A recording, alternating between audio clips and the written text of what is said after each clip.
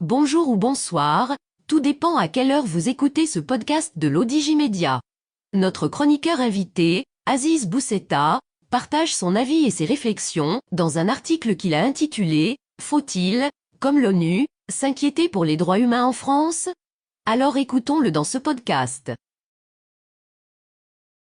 L'auteur commence son article ainsi. 27 juin 2023, Nanterre, un jeune homme au volant d'une voiture à l'arrêt est interpellé par deux agents de police qui le menacent avec leurs armes. Il redémarre, un agent tire, le jeune homme meurt.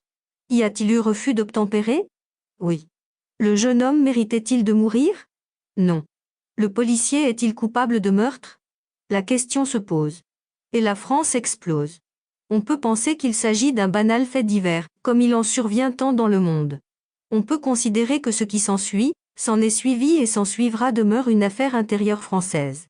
Mais non, car ce qui se produit en France intéresse le monde du fait même que la France se montre concernée par ce qui se passe ailleurs, se sent concernée et le fait sentir.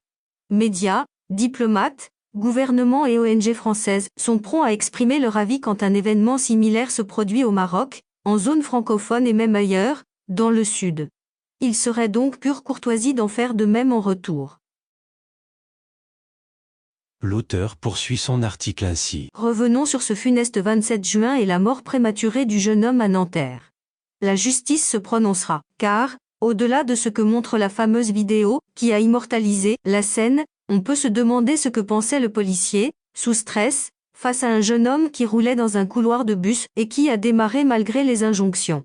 Cet agent devait répondre à plusieurs questions en une fraction de seconde. Que contenait la voiture? Que voulait faire le jeune homme en démarrant? Présentait-il un risque pour la population? Et lui, policier, devait-il tirer, en visant quelle partie du corps et à quel moment, sachant que la voiture était en mouvement? Il a pris sa décision, il a tiré, il a tué. Le drame est là, mais pour autant, l'intention du policier et les circonstances doivent être établies par la justice. Le problème est ailleurs.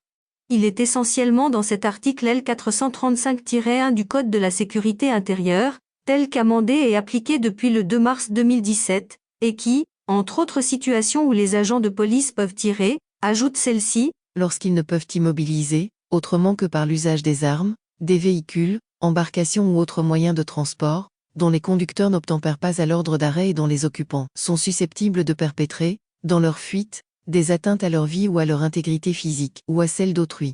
Un véritable permis de tuer, à la James Bond. Avec cet article, les agents de police en France n'ont plus la bride sur le cou, mais le revolver à la main. Ceci est aggravé par l'impunité et la protection dont jouissent les policiers depuis quelques années. Les politiques semblent être soumis aux contraintes des forces de l'ordre et non l'inverse, et cela est très perceptible depuis la crise des Gilets jaunes, avec les morts passées sous silence, comme cet octogénaire de Marseille, abattu dans son balcon du 4e étage, les éborgnés et autres amputés des mains, passés par perte et profit. L'auteur précise sa pensée ainsi. Rétablir l'ordre est une chose, verser dans une violence disproportionnée, indifférenciée, à grande échelle en est une autre.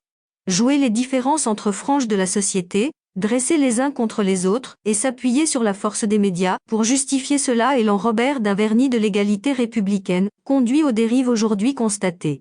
Et à la colère violente aujourd'hui déchaînée, inadmissible et inexcusable des deux côtés.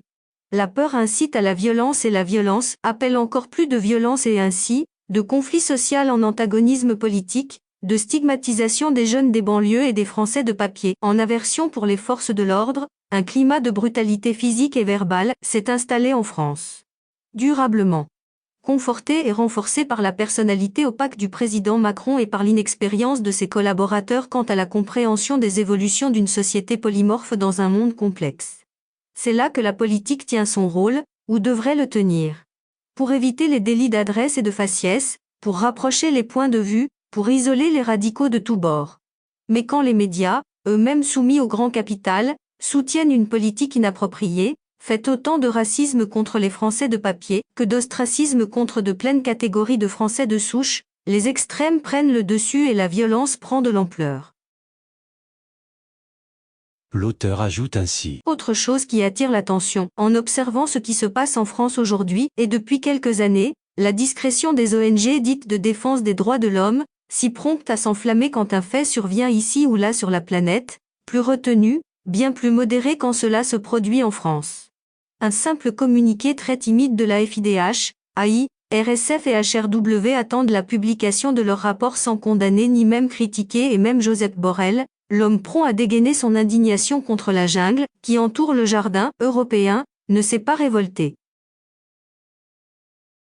L'auteur continue son article comme suit. Seul, pour l'instant, l'ONU s'alarme du racisme et de la discrimination raciale au sein des forces de l'ordre, des faits constatés un peu partout en France.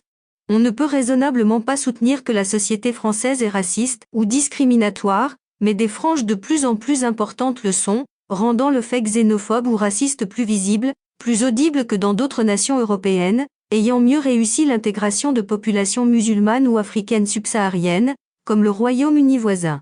La France mérite mieux et peut mieux agir qu'en menaçant les parents des émeutiers en les rendant responsables d'actions dont la responsabilité première incombe pourtant à un pouvoir politique de plus en plus stigmatisant, discriminant et violent.